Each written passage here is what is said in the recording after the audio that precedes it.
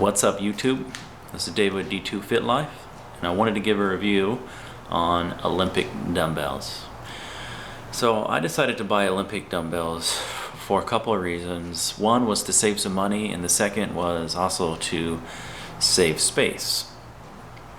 So instead of having to have a huge rack of incrementally increasing dumbbells for every single one, you can just rack your dumbbells on a weight rack, which is a vertical small weight rack, which would save space. Also, you can save money because your plates that you buy, you can just shift them on and shift them off. I'll give you an example of some of the different configurations and also some common exercises that people may do with the Olympic dumbbells. So what is the cost? So the cost is about anywhere from $60 to, I'd say, about $120 for the actual handles. You can find different costs on Amazon.com or your local sporting goods store. You can find different ones. And then you're going to buy your weight. And my weight that I bought was about $1 per pound. So also the cool thing about that is if you have other Olympic gear, like a regular bar, you can put the barbells on there. So that would help with transitioning cost. So one of the cool things about the Olympic dumbbell is the actual hand configuration. And let me show you what I'm talking about here. As you can see, the hand here that you grip moves just like a normal Olympic barbell. So if you're here, you can move it up. So if you're doing a dynamic motion and up, it's just like a big barbell. The other thing cool about it is you can put different kind of configuration of plates on there. So you can put like a 45-pound weight if you're trying to do some heavy lat rolls, or if you're trying to do incremental weights, you can put 5s, 2.5s, or 10s if you're doing like some bicep curls or whatever you're trying to do.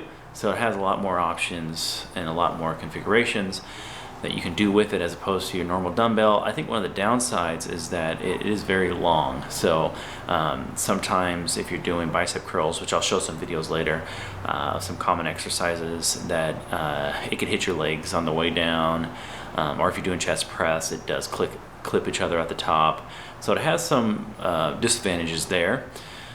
But overall, if you're looking to save space, save some money, and have a versatile dumbbell system, I would highly recommend the Olympic dumbbell.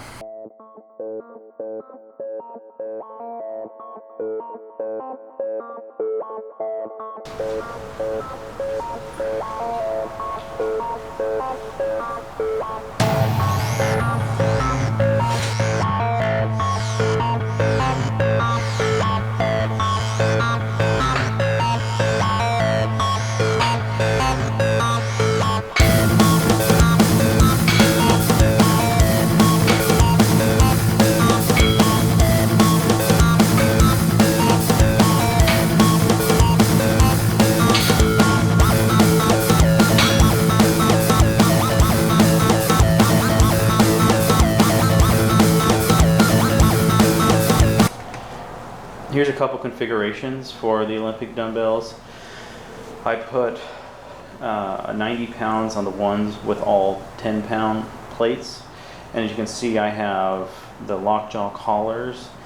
And though they're a little more expensive and they didn't come with the actual Olympic dumbbells, it's a good investment because you're moving these things around and you don't want the little cheapo ones that came with it, so I invest in those. Also, if you have a barbell or something else, you'd be able to transition into that, so it's a good investment.